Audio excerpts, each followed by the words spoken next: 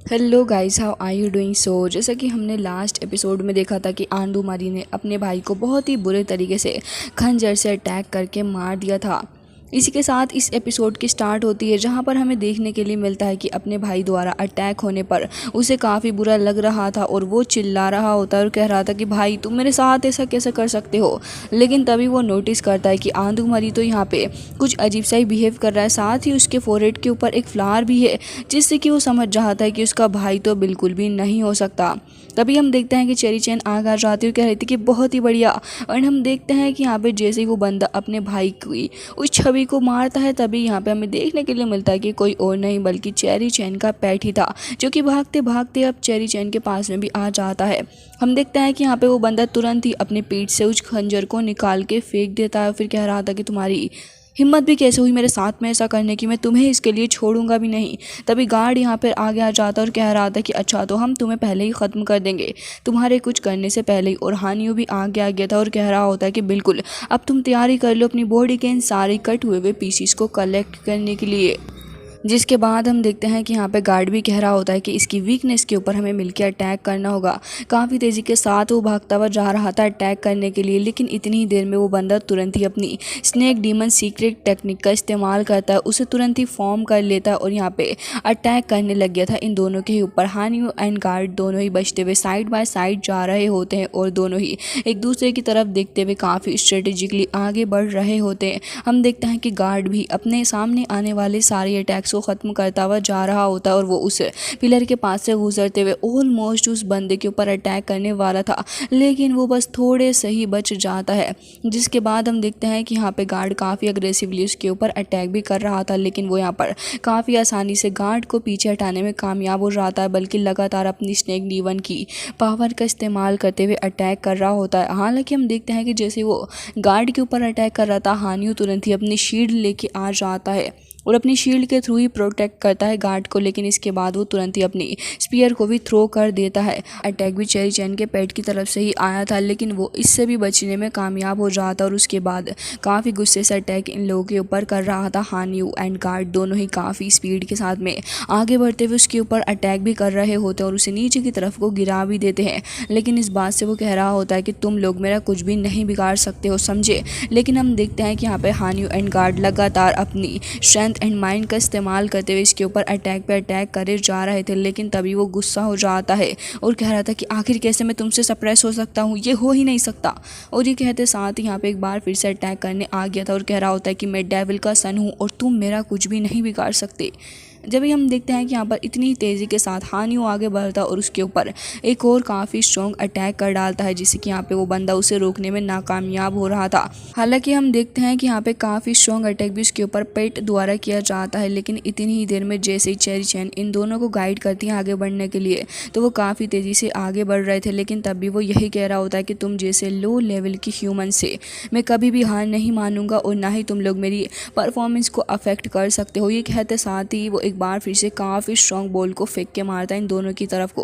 हानियो and guard दोनों इसको रोकने में लग गए थे और जैसे ही वो उसे रोकने में कामयाब हो जाते हैं, उसी की बॉल उसकी तरफ कोई थ्रो कर देते हैं, जिससे कि वो अटैक जाके उसको ही हिट हो जाता है। अब इसके चलते उसकी हालत थोड़ी ख़राब हो चुकी थी और वो यहाँ पे ज़मीन पे आके पड़ा हुआ होता है, लेकिन इस सब के बावजूद भी यही कह रहा था कि तुम्हें क्या लग रहा है कि तुम मुझे मार सकते हो, जब तक यहाँ पे सेक्रीफाइसल पिलर मौजूद है तब तक तुम मेरा कुछ नहीं कर सकते, क्योंकि मैं एक इमोर्टल हूँ। ये कहते साथ ही एक बार फिर से अपनी पावर को फॉर्म करने लग गया था और कह रहा होता है कि अब बस अपने मरने का इंतज़ार करो, क्योंकि एक बार फिर से वो अपनी स्नेक डीमन टेक्निक का इस्तेमाल करने वाला था। चेरी चैन तो उसकी तरफ को खींची चली जा रही होती है, लेकिन हानियो कह रहा था कि परेशान मत हो, मैं तुम्हें बचा लूँगा, और उसके ऊपर एक बार फिर से अपनी काफ़ी सारी पावर से प्रेशर बना रहा होता है, जिससे कि चेरी चैन यहाँ पर बच जाती है। लेकिन वो बंदा हंसने लग गया था और कह रहा होता है कि तुम अभी भी मेरा कुछ नहीं बिगाड़ सकते। और हम देखते हैं कि यहाँ पे वो अपने अंदर से काफ़ी सारी पावर को जनरेट करके बाहर को निकाल रहा होता है। चेरी चैन के पेट ने उसको होल्ड कर रखा था, लेकिन एक बार फिर से वो वहाँ से छूट के पीछे की तरफ को जा रही थी, लेकिन फॉर्चुनेटली गार्ड ने उसे पकड़ के पीछे फेंक दिया था और वो खुद आगे चला जाता है। जिसके बाद हम देखते हैं कि यहाँ पे काफ़ी तेज़ी से आगे भी बढ़ रहा था एंड गार्ड कह रहा होता है कि अब अगर तुम ऐसा करना ही चाहते हो तो देखो मैं तुम्हारा क्या हाल करूँगा। और चेरी चैन के ऊपर इतने अटैक करने की वजह से भी उसको गुस्सा आ रहा था, जिसके चलते वो काफ़ी तेज़ी के साथ आगे बढ़ता है और हम देखते हैं कि यहाँ पे वो बंदा ज़्यादा बौखला रहा होता है, लेकिन इतनी ही देर में यहाँ पर हानियो अपना लेज़र ब्लेड टैग को बिगन करता है और उसके ऊपर अटैक करने के लिए पूरी तैयारी कर लेता है, जिससे कि वो बंदा एक क्यूब के अंदर पूरे तरीके से कैद हो जाता है और उसे बाहर निकलने का कोई मौका नहीं मिलने वाला था। इसी मौके का फ़ायदा ये दोनों उठाने वाले थे, लेकिन उससे पहले ही वो एक बार फिर से अपनी डिमोनिक एनर्जी को रिलीज़ करता है। ये जो एनर्जी जिसमें क्यूब के अंदर कैद किया था इस बंदे को, वो डायरेक्ट ही कनेक्टेड थी हानियो से, और जब ये बंदा ब्लास्ट होता है तो ज़ाहिरन बात है कि यहाँ पे हानियो भी उसके साथ ब्लास्ट हो गया था, जिसके बाद हमें देखने के लिए मिलता है कि उसकी जो लाइफ थी उसका अंश जाके पिलर से हिट हो जाता है। लेकिन हमें देखने के लिए मिलता है कि चेरी चैन काफ़ी तेज़ी के साथ भागती हुई आ रही थी और कह रही होती है कि हानियो आखिर तुम कहाँ हो, कहाँ चले गए हो तुम। लेकिन उसे तो यहाँ पे हानियो दिख रहा था और ना ही कोई और, जिससे कि वो रोने लग जाती है और कह रही थी कि नहीं, तुम्हें ये नहीं करना चाहिए था। लेकिन तभी पेट उसे इशारा कर रहा होता है और हानियो और गार्ड दोनों ही सही सलामत थे और वो दोनों ही आगे की तरफ को बढ़ रहे होते हैं, जहाँ पे चेरी चैन भागती हुई आती है, दोनों से कह रही थी कि मैं खुश हूँ कि तुम दोनों ठीक हो। जिसके बाद हमें सैक्रिफाइसल पिलर एक बार फिर से दिखाया जाता है, जिसके अंदर एक बार फिर से वो रिबॉर्न होने वाला था। बट इतनी ही देर में हानियो डिसाइड करता कि अब वो हाउए को बुला ही लेगा और कह रहा था कि हाउए अब तुम्हारी बारी है। वो तुरंत ही यहाँ पे हिंट छोड़ देता है, जिससे कि अब हाउए आ जाता है और जैसे ही वो यहाँ पे अपीयर होता है काफ़ी ज़्यादा एनर्जी को वो रिलीज़ करता है। वो रोर करने लग गया था। तभी यहाँ पे वो कह रहा था कि अब हम तुम्हारे ऊपर ही रिलाई कर रहे हैं। हाउए तुरंत ही आगे की तरफ को बढ़ जाता है सैक्रिफाइसर पिलर के पास और उसके अराउंड ही वो उड़ने भी लग गया था। चेरी चैन पूछ भी रही थी तो क्या सच में हाउए ऐसा कर सकता है। तभी यहाँ पे हानियो कह रहा था कि अगर लीडर ने उसको करने के लिए कहा है तो यकीनन उन्हें उसके ऊपर भरोसा होगा और ज़रूर से हाउए कुछ कर लेगा। जिसके बाद हम देखते हैं कि हाउए के सारे ड्रैगन हेड जो थे वो धीरे धीरे करके अपनी एलिमेंट की पावर को रिलीज़ कर रहे होते हैं, जिससे कि एक पावरफुल बॉल बन रहा था और वही बॉल से ये लोग अटैक करते हैं सैक्रिफाइसल पिलर के ऊपर, जिससे कि काफ़ी एनर्जी रिलीज़ हो रही थी और यहाँ पे ये लोग खड़े होकर देख रहे होते हैं। अब यहाँ पे डीमन पिलर के अंदर वो पहले से ही मौजूद था और सोच रहा होता है कि न जाने क्या हो रहा है। लेकिन इतनी ही देर में जब चारों ही तरफ से अटैक की बरसात होने लग गई थी, वो समझ जाता है कि अब बस अब उसकी मौत काफ़ी करीब है। धीरे धीरे करके वो सैक्रिफाइसल पिलर पूरे तरीके से ही टूट जाता है और ऑन द स्पॉट ही उस बंदे की डेथ भी हो चुकी थी। चैन यहाँ पर काफ़ी खुश हो रही थी और हानियो एंड गार्ड ने अपना काम मिलकर कर दिया था और अब वो यही सोच रहे थे कि दूसरी साइड न जाने क्या हो रहा होगा। तभी यहाँ पे वो कहने लग जाता है कि मुझे तो लग रहा है कि रूबिलिन काफ़ी अच्छा परफॉर्म कर रही होगी और ऐसा वो कर भी रही थी। दूसरी साइड वो वाकई काफ़ी अच्छे तरीके से उस बंदे के साथ में डील कर रही होती है। सीमा सियान को देखता है जो कि तुरंत ही अपने भाले का इस्तेमाल करते हुए उस बंदे के ऊपर अटैक करता है और इसके बाद अपना लिनसिन वो यहाँ पे सूझबूझ से काम ले रहा था। जिसके बाद हमें देखने के लिए मिलता है कि फाइनली जाके उसने अपनी सूझबूझ से ये फैसला ले लिया था कि आखिर इसे किस तरीके से हराना है। लिनसिन समझ जाता है कि जो इसकी शेडो है वो कभी भी ब्राइट लाइट के अंदर तो चमकेगी नहीं और ये अपनी शेडो का फ़ायदा उठा के ही हम सारे लोगों के ऊपर अटैक कर रहा है। तो जैसे ही लाइट अपीयर होगी इसकी पावर वीक हो जाएगी और जैसे ही उसको ये सारी की सारी चीज़ें हिट होती हैं वो अब इसके साथ में डील करने के लिए रेडी हो गया था। हम देखते हैं कि यहाँ पर वो तुरंत ही अपनी फायर पावर को समन करते हुए अपनी फीनिक्स को समन कर लेता है। जिसके बाद हम देखते हैं कि उसका फीनिक्स चारों ही तरफ आ जाता है उस स्नेक मैन की ओर, धीरे धीरे करके अपनी फायर को फैलाने लग गया था। वो एक सर्कल टाइप में फायर को फैला देता है, जिससे कि वो स्नेक मैन हंस रहा होता है और कह रहा था कि बस इतना वक्त लेने के बाद भी तुमने यही किया। तभी वो कहता है कि भाई मेरे 1 मिनट रुक जाओ और उसके बाद तुरंत ही काफ़ी तेज़ी के साथ में शिनलिन और साथ ही सीमा सियान दोनों ही आगे बढ़ते हैं। शिनलिन भी अटैक करती है और साथ ही सीमा सियान उसके मुंह के ऊपर एक पंच से हिट करता है, जिससे कि वो यहाँ पे देख रहा था कि सडनली क्या हो गया है, ये लोग मुझे पंच से हिट कैसे कर पा रहे हैं। उसके बाद उसे समझ में आता है कि उसकी शेडो तो यहाँ पर है ही नहीं, जिसके चलते वो वीक पड़ गया है एंड ये लोग उसे आसानी से देख पा रहे हैं। अब वो यहाँ पे धीरे धीरे करके ये सब कुछ समझने की कोशिश कर रहा था। फिनिक्स अभी भी फ्लाई कर रही होती और वो कह रहा था कि शेडो तुम कहाँ हो, तुम्हें बाहर आना होगा। लेकिन तभी लिनसिन कह रहा होता है कि अरे ओ चाचा अब कहाँ से ही निकल के बाहर आने वाली है तुम्हारी शेडो। और हम देखते हैं कि यहाँ पे गार्ड तुरंत ही उसके ऊपर अटैक करता है। साथ ही सीमा सियान को देखते हैं जो कि हल्क का छोटा भाई नज़र आ रहा था और तुरंत ही आगे भी बढ़ता है अटैक के लिए। और हम देखते हैं कि इसके बाद दूसरी ओर यहाँ पे लिन भी अटैक कर रही होती है अपनी शील्ड के थ्रू, जिसके यहाँ पर काफ़ी ज़्यादा पावरफुल फोर्सेस बाहर निकल रहे होते हैं। अब यहाँ पे इतनी ज़्यादा पावरफुल चीज़ें उसकी तरफ आगे बढ़ रही थी, जिसकी वजह से वो यहाँ पे हिट हो ही जाता और उसके पास में अब कोई दूसरा मौका तो था नहीं बचने का। तो अब बस जो उसकी रिमेनिंग सोल होती है वो एक बार फिर से पिलर के अंदर चली गई थी। अब यहाँ पे इससे पहले कि दोबारा से रिबॉर्न हो जाए ये लोग भागते हुए काफ़ी तेज़ी से आगे बढ़ रहे होते हैं एंड यहाँ पे लिंसिन कह रहा था कि हावे अब तुम्हारी टर्न है अपीयर होने की। वो तुरंत यहाँ पे सिग्नल छोड़ देता है, जिसके बाद हावे काफ़ी तेज़ी के साथ में आगे बढ़ता हुआ इस पिलर के पास आ गया था। वो काफ़ी तेज़ी से आगे आ रहा होता है और यहाँ पर पिलर के पास आते ही तुरंत ही अपनी सारी एलिमेंट्स की पावर को जनरेट करते हुए एक बॉल को जनरेट करता है, जो तुरंत ही डायरेक्ट जाके हिट होती है उस पिलर से। अब पिलर के अंदर वो स्नेक मैन मौजूद था और जैसे ही वो हावे के इस खतरनाक लुक को देखता है, वो तो बहुत ही ज़्यादा डर गया था और कह रहा होता है कि ये क्या चीज़ है। लेकिन इतनी देर में हावे उसकी पावर को, उसकी लाइफ फोर्सेस को उससे छीनने लग गया था, जिससे कि वो घबरा जाता है। लेकिन अब क्या ही फ़ायदा इन सारी चीज़ों का होने वाला है, क्योंकि पिलर तो यहाँ पर टूट चुका था।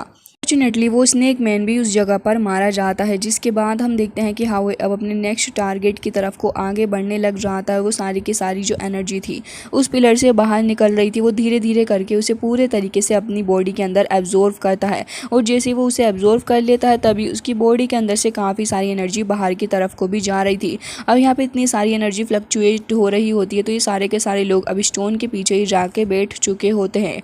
अब इसके बाद हमें ये भी देखने के लिए मिलता है कि हावे को देख के यही सोच रहे थे कि हावे इतना ज़्यादा स्कैरी कैसे हो सकता है। अब हावे की बॉडी के अंदर ज़ाहिरन तौर पे इतनी सारी पावर आ चुकी है, तो इसलिए उसका नया सा रूप भी देखने के लिए मिल रहा है। तभी लिंसिन उठ के खड़ा हो जाता और कह रहा था कि अब बस लीडर ही बचे हैं, उनका वेट करना बाकी है। जिसके बाद हमें दिखाया जाता है सैर को एंड साथ ही अपना हाउचुन। ये लोग यहाँ पर अभी भी स्ट्रगल कर ही रहे होते हैं, तभी वो स्नेक मैन तुरंत ही चारों ही तरफ से आइस क्रिस्टल शील्ड बना देता है, जिससे कि लोग बाहर जा ही ना पाएँ। अब ये तीनों ही कन्फ्यूज थे कि आखिर कौन सा अटैक करना है, लेकिन इससे पहले वो कह रहा था कि अब तुम इससे बाहर जा ही नहीं पाओगे, क्योंकि एक बार फिर से वो फायर का अटैक करते हुए अब आगे बढ़ रहा था। इन सभी लोग के ऊपर एक काफ़ी स्ट्रॉन्ग अटैक वो करता है, जिससे कि वो सारे के सारे ही पीछे हट गए थे। लेकिन हम देखते हैं कि वो लेडी यहाँ पे बात कर रही होती है कि रुको ज़रा, मुझे इन्हें मारने दो। लेकिन वो मैन वो कह रहा था कि नहीं, अभी फ़िलहाल तो मुझे इसे मारना होगा। लेकिन वो लेडी उससे लड़ने लग जाती और कह रही थी कि नहीं, मैंने कहा ना, अभी मैंने अभी अच्छे से फ़न नहीं किया है, तो पहले मैं ही इन लोगों से डील करूँगी। और ये कहते साथ ही वो तुरंत ही आगे बढ़ जाती है, तो हाउचुन उससे फाइट करने के लिए आगे आता है। हालांकि हम देखते हैं कि वो एक काफ़ी स्ट्रॉन्ग अटैक गार्ड के ऊपर भी कर देता है, जो कि आगे आ रहा था, जिससे कि गार्ड पीछे हट गया था और काफ़ी फायर भी हमें देखने के लिए मिलती है। हाउचुन और सहर दोनों ही अब एक होकर फाइट करने वाले थे। दोनों ही काफ़ी तेज़ी के साथ आगे बढ़ते हुए आ रहे होते हैं उस बंदे के ऊपर अटैक करने के लिए।